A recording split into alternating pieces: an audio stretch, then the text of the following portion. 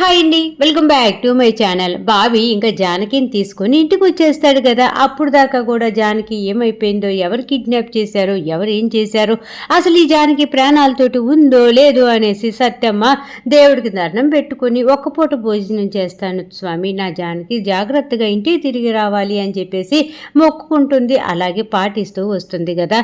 ఇంకా మొత్తానికి బాబీ జానకిని తీసుకొని ఇంటికి వచ్చేస్తాడు. జానకి ఇంటికి రాగానే సత్యమ్మ, అష్టలక్ష్మి, ఆ డాక్టర్ అమ్మ ఎక్కడున్నారు అని చెప్పేసి జానకి గట్టి గట్టిగా అరుస్తూ ఉంటే, జానకి వచ్చేసిందా అనేసి అందరూ కూడా ఎవరి రూముల్లో నుంచి వాళ్ళు బయటకు వచ్చేస్తారు కదా. వచ్చేసి, అమ్మ జానకి వచ్చావా, ఇన్ని రోజులు ఏమైపోయావా, ఎత్తని చూడకుండా ఒక్క మాట కూడా చెప్పకుండా ఎక్కడికి వెళ్ళిపోయావు, అసలు నిన్ను ఎవరు కిడ్నాప్ చేశారు, ఎందుకు చేశారు, నేనేమైనా కొట్టారా తల్లి అని చెప్పేసి గందరగోళంగా సత్యమ్మ రకరకాల ప్రశ్నలు వేస్తూ ఉంటే, జానకి అంటుంది, అత్త అయిపోయింది, అంతా అయిపోయింది, నన్ను కొందరెవరో వ్యక్తులు నన్ను కిడ్నాప్ చేశారు, వాళ్ళ భార్య నుంచి బావే నన్ను తప్పించుకొని తీసుకొని వచ్చాడు, ఇప్పుడు నేను జాగ్రత్తగానే ఉన్నాను కదా అని చెప్పేసి జానకి చెప్పగానే జానకిని ఒక్కొక్కరు గట్టిగా కౌగిలించుకొని వాళ్ళ ప్రేమను చూపిస్తూ ఉంటారు. వీళ్ళందరూ ఇలా సందడిగా ఉండేలోపు ఇంకా సన్నీ రానే వచ్చేస్తాడు. సన్నీ వచ్చి గుమ్మం దగ్గర నిలబడతాడనమాట. ఏంటి అందరూ చాలా సంతోషంగా ఉన్నట్టున్నారు, జానకిని ఎలాగలాగా నా భార్య నుంచి తప్పించి ఇండియా తీసుకొచ్చాడు అని చెప్పేసి ఈ రంగుల డబ్బా వాడి మీద ప్రేమను చూపిస్తున్నారా, అంటే వీడిప్పుడు హీరో అయిపోయాడు, నేను విలన్ అయిపోయానా, అంతే కదా మీరందరూ అనుకోవటం, అంటే జానకిని కిడ్నాప్ చేసింది ఎవరు ఎవరు అనేసి ఆలోచించేస్తున్నారు కదా. ఇప్పుడు మీ అందరికీ నిజం చెప్తాను వినండి. జానకిని కిడ్నాప్ చేయించింది నేను, జానకి కిడ్నాప్ అవటంలో నా ప్రమేయం ఉంది, నేనే ఒప్పుకుంటున్నాను. మరి ఏంటి జానకి, నా భార్య నుంచి తప్పించుకున్నాను, హ్యాపీగా ఉండొచ్చు అనేసి తెగ సంతోషపడిపోతున్నట్టున్నావు. ఈ సంతోషం మీకు అందరికీ కూడా ఎంతసేపో ఉంచదలుచుకోలేదు నేను, ఎందుకంటే మా అమ్మ చెప్తూ ఉండేది, మీతో పాటు మీ ఇంటి గోడలు కూడా నన్ను అనుమానిస్తున్నాయంట. మరీ చిత్రంగా, అంత అనుమానం ఉంటే ఎలా జానకి, నా మీద ఒక వ్యక్తి మీద నమ్మకం ఉండాలి కానీ ఇంత అనుమానమా చెప్పు, అయినా కూడా నేను ఇదంతా చేయటానికి కారణం ఏంటి చెప్పండి. ఇదిగో ఈ డాక్టర్ అమ్మైనటువంటి హాసినిని లవ్ చేయటమే. ఈ డాక్టర్ అమ్మ అంటే నాకు పంచ ప్రాణాలు. ఈ డాక్టర్ అమ్మని పెళ్లి చేసుకోవాలని నేను ఎన్నో కలలు కంటున్నాను. మరి అలా కలలు కనేటప్పుడు ఇదిగో ఈ పెయింట్లు వేసుకునేవాడు వచ్చి హాసినిని ఎత్తుకుపోతాడంటే నేను ఎలా ఊరుకుంటాను. అందుకే ఆ పెళ్ళి ఆపేయటం కోసం నిన్ను కిడ్నాప్ చేపించి ఇదంతా డ్రామా ఆడాను. నా గురించి నేను చెప్పాను కదా, మీరు ఎవరన్నా నా గురించి మాట్లాడాలనుకుంటున్నారా అని చెప్పేసి ఇంకా సన్నీ ఆ ఇంట్లో ఎవరిని మాట్లాడనీయకుండా ఒక్కడే మాట్లాడుతూ ఉంటాడనమాట.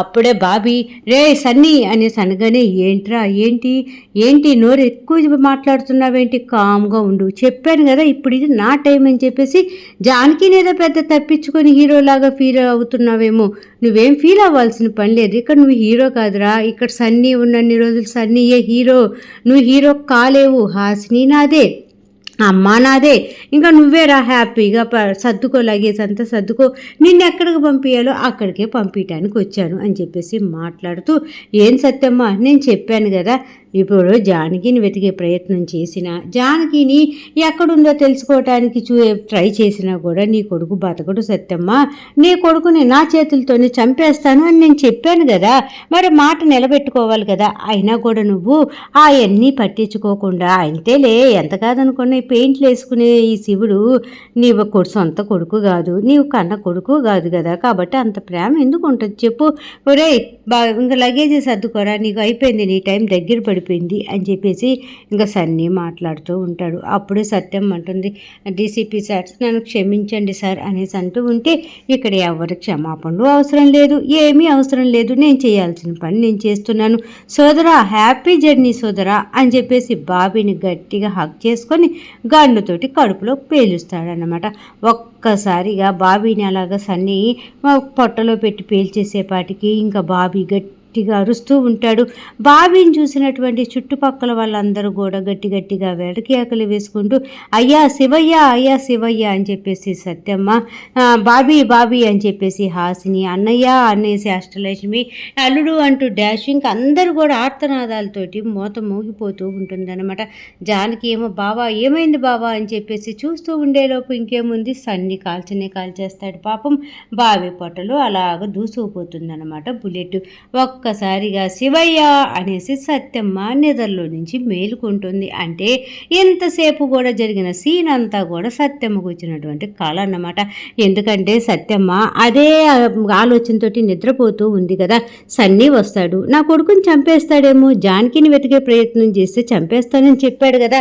ఇప్పుడు జానకిని వెతికి జానకిని ఇంటికి తీసుకొని వస్తే ఆ సందీప్ సార్ చేసేది ఇదేనా అని చెప్పేసి ఒక్కసారిగా సత్యమ్మ భయపడిపోతూ నిద్ర లెగుస్తుందా. ఆ భయంతో తనకి పాపం స్ట్రోక్ వచ్చేస్తుందన్నమాట. ఇంకా గుండెంత నొప్పిగా అనిపిస్తుంది. ఇంకా బాగా ఇంకా మెలికలు తిరిగిపోతూ పాపం గుండె పట్టుకొని అలాగే కుప్ప కూలిపోతుంది. సత్యమ్మ ఒక్కసారిగా అరుస్తుంది కదా గట్టిగా, శివుడు శివయ్య అని చెప్పేసి. ఆ అరుపుతోటి ఎక్కడెక్కడ ఉన్న వాళ్ళందరూ కూడా సత్యమ్మ గారికి రాని వచ్చేసారనమాట. ఏమైంది సత్యమ్మ, ఏమైంది అని చెప్పేసి అందరూ కేకలు వేస్తూ ఉంటే ఇంకా వెంటనే హాసిని వస్తుంది సత్యమ్మ చేతులు పట్టుకొని. ఇంకో చూడు శివ, ఇంకా సత్యమ్మకి స్ట్రోక్ వచ్చింది కాబట్టి నువ్వు త్వరగా అంబులెన్స్కి ఫోన్ చేయి, ఇంకా ట్రీట్మెంట్ స్టార్ట్ చేయాలి, లేదంటే సత్యమ్మ మనకు దొరకదు అని చెప్పేసి హాసిని కంగారు పెట్టేస్తూ ఉంటే ఈలోపే అంబులెన్స్ వస్తుంది. బాబీ ఫోన్ చేస్తాడనమాట, అడ్రస్ అయి చెప్తాడు, అంబులెన్స్ వచ్చేస్తుంది. సత్యమ్మని తీసుకుని బయలుదేరతారనమాట. ఇంకా హాస్పిటల్కి తీసుకువెళ్తారు, ఐసీయూలో పెడతారు, ట్రీట్మెంట్ స్టార్ట్ చేసేస్తారు. ఇక్కడ ఇలా ఉంటే ఇంకా మన సన్నీతో పాటు ఎస్ఐ ఉన్నాడు కదా సహదేవు, ఆ సహదేవుని గంగాధర్ పిలుస్తాడనమాట. సహదేవు లాయర్ గంగాధర్ గారు ఇద్దరు కూడా ఒక ప్లేస్లో కమ్మగా మీటింగ్ అరేంజ్ చేసుకుంటారు. అప్పుడే సహదేవ్ ఏమో కొంచెం అనుమానంగా భయంగా ఆయన మొహమాట పడుతూ కూర్చుంటాడు మందు తాగే దగ్గర. ఇంకా అప్పుడే గంగాధర్ అంటాడు, ఏంటి సహదేవ్, ఏంటి సంగతులు, అయినా నువ్వేంటి నా దగ్గర ఎంత మొహమాట పడుతున్నావు, నేనెవరో తెలియనట్టు అదంతా కూడా అసలు ముందు అయినా కూడా నా ముందు నీకు మొహమాటం ఏందయ్యా, తాగు మందు, హ్యాపీగా ఎంజాయ్ చేయి, పని చేసేటప్పుడు పని చేసుకోవాలి, ఎంజాయ్ చేసేటప్పుడు ఎంజాయ్ చేయాలి అని చెప్పేసి అనగాని సరే సార్ అని చెప్పేసి సహదేవ్ తలూపుతూ ఉంటాడు. అయినా సహదేవ్ మన ఇద్దరికి చాలా రోజుల నుంచి పరిచయం ఉంది కదయ్యా, ఎందుకు నాతో ఏదన్నా మాట్లాడాలంటే భయంగా ఉంటున్నావు అనేసి అనగానే ఏం లేదు సార్, మీరు పేరు మోసినటువంటి పెద్ద లాయరు, ఒకప్పుడు నా మీద అనేక రకాల నిందలు పడి నా జాబు పోయేటప్పుడు నా కేసు వాదించి నా జాబు నాకు వచ్చేటట్టుగా చేశారు, నన్ను మనిషిగా నిలబెట్టగలిగారు. ఇవాళ రోజు నేను ఫ్యామిలీతో కలిసి ఉన్నానంటే దానికి కారణం మీరే కదా సార్ అని చెప్పేసి సహదేవ్ అంటూ ఉంటే గంగాధర్ అంటూ ఉంటాడు, అదంతా ఏముందయ్యా, అవునయ్యా మరి మీ డీసీపీ సందీప్ సార్ మంచిగా వర్క్ చేస్తాడు కదా, మాట మీద నిలబడతాడు కదా అనేసి అనగానే అవును సార్, చాలా సిన్సియర్ పోలీస్ ఆఫీసర్ సార్, అతనికి చాలా మంచి పేరుంది అనేసి సహదేవ్ చెప్తూ ఉంటాడు. అవునయ్యా అవును జానకిని కిడ్నాప్ విషయంలో కూడా డీసీపీకి హ్యాండ్ ఉన్నట్టుంది కదా అనగానే అదంతా నాకు తెలియదు సార్, కాకపోతే ఇంకా ఆ డాక్టర్ గారు ఉన్నారు కదా హాసిని అనేసి, ఆవిడంటే మటుకు చాలా ఇష్టం సార్ మా డీసీపీ సార్కి, ఆవిడ కోసం తను ఏమైనా చేస్తాడు సార్, అది మటుకు నేను క్లారిటీగా చెప్పగలను, క్లియర్గా చెప్పగలను. ఇంకా హాసిని మేడం గురించి ఏ పని చేయమన్నా కూడా రెడీగా ఉంటాడు సార్ మా డీసీపీ సార్ అనేసి సహదేవ్ ఇంకా చెప్తూ ఉంటే అప్పటికి గంగాధర్ అంటూ ఉంటాడు, ఏంటయ్యా సహదేవ్, అసలే నువ్వు డీసీపీకి నమ్మిన బంటువు కదా, నీకు అన్ని విషయాలు మ్యాక్సిమం తెలుస్తాయి కదా, జానకిని కిడ్నాప్ చేశాడా, కిడ్నాప్ చేపించాడా, అంతేలే, కిడ్నాప్ చేపిస్తే ఏముంది, ఎక్కడో చోట ఒక రూమ్లో పెట్టుంటాడు అంతే కదయ్యా అనగానే నిజంగా సార్ జానకి గారి విషయంలో నాకైతే ఏం తెలియదు సార్ అని చెప్పేసి ఇంకా కొంచెం అనుమానంగా ఉంటాడనమాట. అయ్యో సహదేవ్, నువ్వు నన్ను చూసి భయపడాల్సిన పని ఏం లేదు, ఏదో అనుమానం వచ్చాను అడిగాను, నీకు తెలిసిన జవాబు నువ్వు చెప్పే, దానికి భయపడేది ఎందుకు, చక్కగా తాగయ్యా అని చెప్పేసి ఇంకా సహదేవ్ గంగాధర్ ఇద్దరు కూడా తాగుతూ ఉంటారు. గంగాధర్ ఏమో సహదేవ్ చేత నిజం చెప్పించడం కోసం ట్రై చేస్తూ ఉంటాడు.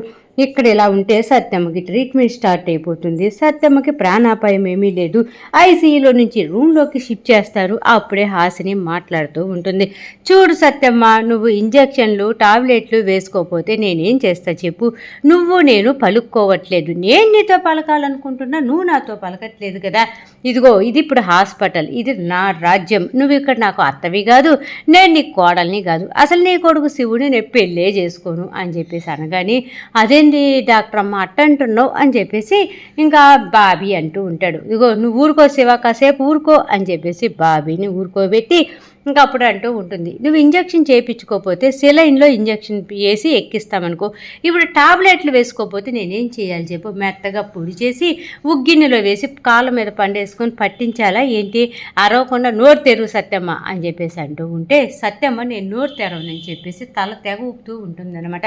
చూడు సత్యమ్మ, ఇప్పుడు హాస్పిటల్లో ఉన్నావు, హాస్పిటల్లో అంటే ఎక్కడున్నావో తెలుసా, నా సామ్రాజ్యంలో ఉన్నావు, నేను చెప్పినట్టుగా వినాలి.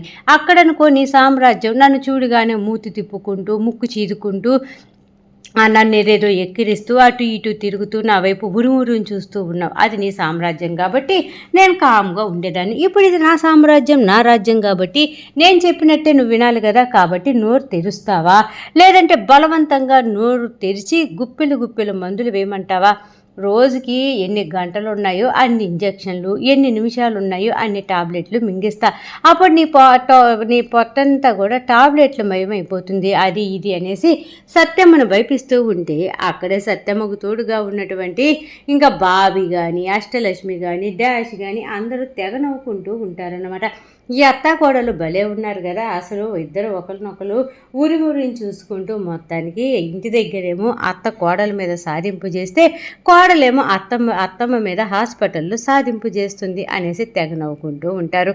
ఇంకా ఈలోపే సత్యమ్మ ఇంకా మన హాసిని మాట్లాడే మాటలకు భయపడిపోతుంది. ఈ డాక్టర్ అమ్మ అన్నంత పని చేస్తుంది, ఎందుకంటే ఇప్పుడు నేను హాస్పిటల్లో ఉన్నాను, ఇప్పుడు నేను హాస్పిటల్లో లేకపోతే అప్పుడు చెప్పేదాన్ని డాక్టర్ అమ్మ పని, ఇప్పుడు నేను హాస్పిటల్లో ఉన్నాను, ఇదంతా డాక్టర్ అమ్మ సామ్రాజ్యం, ఆవిడ చెప్పినట్టు నేను వినాలి కదా అని చెప్పేసి గల్లటుక్కట నోరు ఓపెన్ చేస్తుంది. హాసిని చక్కగా గుప్పెట్టు టాబ్లెట్లు వేసేసి మంచి నీళ్ళు పోసి అక్కడి నుంచి చక్కగా నడుచుకుంటూ వెళ్ళిపోతూ ఉంటుంది.